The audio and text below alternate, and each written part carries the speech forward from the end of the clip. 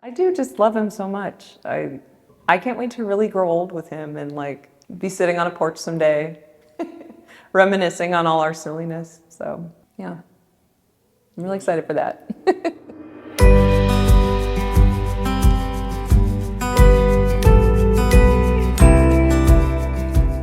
The first time I ever saw Rachel was on the night of, I think it must have been around 10, it was kind of late, in a hotel bar. I had been there for the 2021 governors. I went there because I was involved in, I still am to some degree, in Democratic politics on the Board of Supervisors and some other things. And I didn't want to go. I didn't want to go all the way up to Tyson's Corner from Farmville because I had to work the next day. I didn't have two nice clothes picked out. So I called my mom and I was kind of hemming and hawing. I was working in Farmville at the time. And she said, just go, you might meet some people. We met because we were both invited to an event in Northern Virginia. A mutual friend who is involved in politics sort of looked at the both of us and said, hey, love you guys, think you guys are great. Come and hang out with me and other people, socialize, hang out. I got there and the first person I met was a mentor of mine named Dick Saslaw. And he was then the Senate Majority Leader. So I met him, some guy that I've always looked up to. Well, so my mutual friend had invited me. And so I was there and evidently Rachel was there and we hadn't met yet. She left the place to go home back to DC. The mutual friend calls her and say, hey Rachel, why don't you come back? There's some people mingling in the lobby, blah, blah, blah. So she comes back, he gets up with her. I initially thought, oh, I guess I'll go see what happens. And ended up going to the event, leaving, came back, and as I'm walking back in, this friend greets me and says, hi, good to see you, glad you could come. I need to go talk to some other people, but this is Jordan. He's great. Just have a good chat with him and have a good time. And so this friend, who we learned later, not trying to set us up at all, is introducing us. We're both a little nervous, both a little just excited to be back in a public space again, and feeling good about that. And so we talked for the better part of 2 hours, sitting, within about 3 feet from one another in a hotel lobby. She had this beautiful dress on, long dark hair, just beautiful, gorgeous. I mean, she swept me off my feet.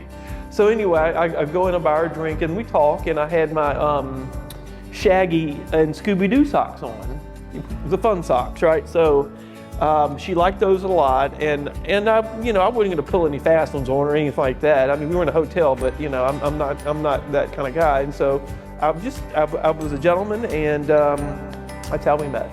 He was a perfect gentleman and dressed so sharply. He had his suit on. And I think the thing that really pushed it over for me was he crossed his legs at one point and I could see that he was wearing socks with Shaggy from Scooby-Doo on them. So I saw that and kind of thought, wow, this person who is so put together and well-spoken and all that is also a goofball, and I'm kind of about that. So that was kind of the moment where I was like, oh, this is switching between someone who's just a nice person to know and meet at this event to, wow, this is kind of cool and exciting that this is someone I get to know. She's just she's silly, and but she works hard, and she's driven. She's driven. That's probably she's driven and she's got good morals. Those are the two things. And she's kind. She's kind to everybody. Beyond a personality trait or things that kind of quirks that we share, it was this sort of devotion and shared care for one another that I just felt was so unique. And some people would ask us like, how did you find someone so perfect? And I have friends up in DC where everyone's kind of cutthroat and going crazy, and they would say, how did you meet this sweet, wonderful person?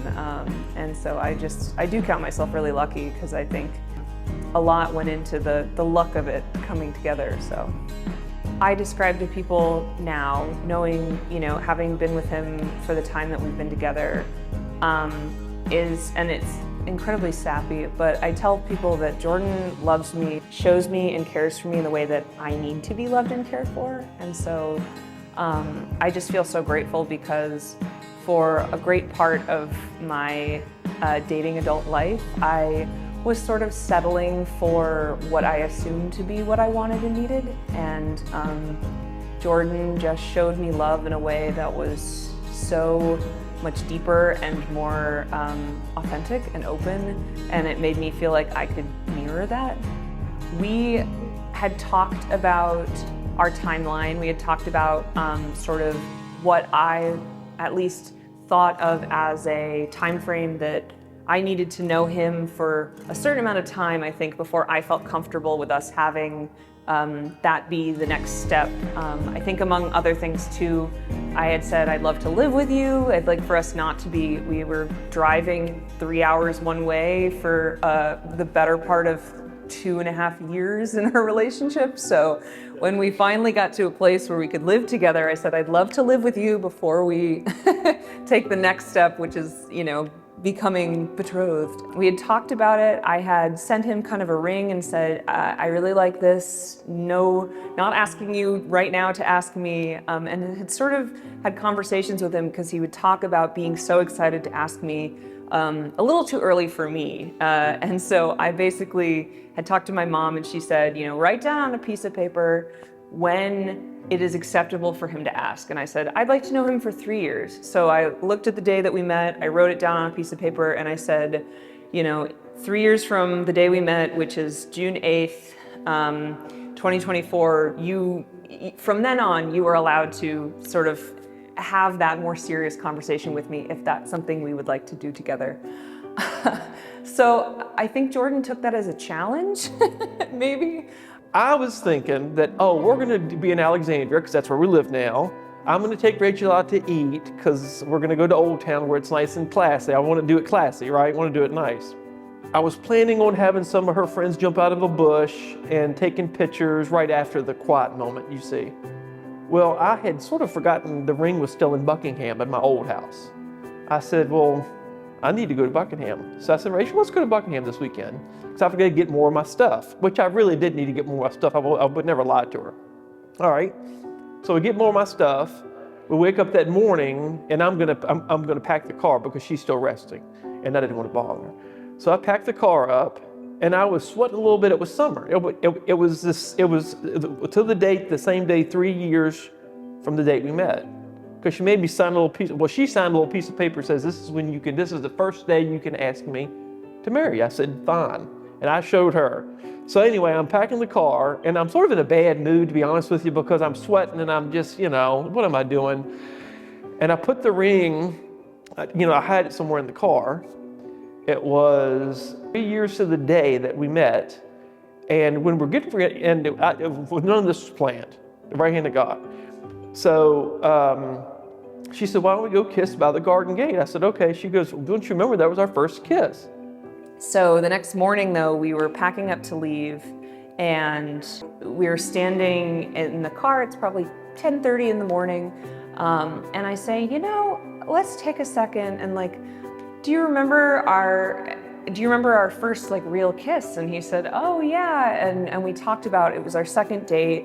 I had visited his aunt's house, which is where he had been living, and we had kissed in front of her garden. She had this beautiful vegetable garden, still has it, and we had just shared a nice little moment together away from everyone, and that was just a special moment, special place. It was in Jordan's hometown, and so we kind of went over there together, and I could tell he was starting to get a little bit more nervous, a little bit more jumpy, but we shared this moment and I could see him getting a little misty. So we kissed and I looked at her and I said, are you ready?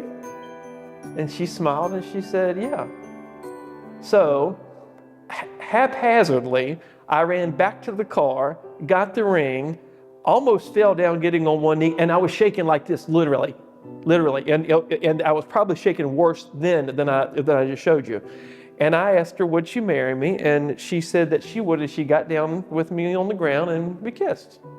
And he turned to me and he said, are you ready? And I said, right now? Kind of assuming what I knew to be coming. And I see him leave, shuffle around in the car a little bit, and then return shaking like a leaf, like so nervous. But at the same time, it's a big question. And so he shaking like a leaf, comes over, and right in front of the garden, right where we had our first real kiss, on the 3 years from the day that we met, he asked me to marry him, and I said yes.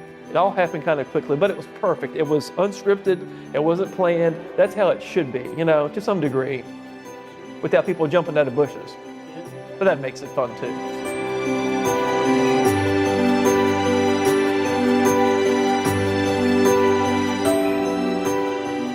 Having my family and my loved ones and friends who I consider family from her side and from my side come together as one.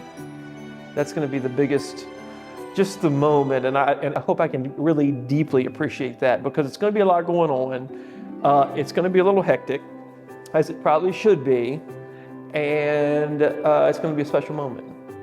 We've been to weddings that have had under 50 people and weddings that have had over 200, and something that I think has been really beautiful to see is the continuity of just that first dance. I think a lot of times that's been something that, just to see the couple like almost shedding this relief of, we've done a lot of the things that have made this day feel a little frenetic, because I think from there it becomes, you get to dance and cut cake and eat and just enjoy yourself, hopefully. That's so I think definitely getting to that point where there's still a schedule, there's still things going on, but just getting to share that first moment as that married couple and saying like, okay, we're here, we did it, and like to just be in sort of the cradle of everyone's love and sharing that moment. So I think that's something, at least I think I'm really excited for. So, Rachel, you make me a better man. And I don't mean to cry, but you're it. You're my person, and I'll love you till the day I die. Just don't let anyone kill me. You've enhanced my life and brought so much added value to my life. You'll never really know, but I think you know a lot. So, I love you. hi Jordan, I am so excited for this next step with you. It's been such a joy and a treasure to experience all the highs and lows that we have together. I know that whatever comes next, we're ready for it. I know that even when our families make us a little crazy and when we make ourselves a little crazy, that we have each other's support, love, care, all that good stuff. I love you so, so much, and I never thought I would be so lucky to know and love someone like you. The lovers, the dreamers, and me. I love you, Jordan. And you love me too, Piggy.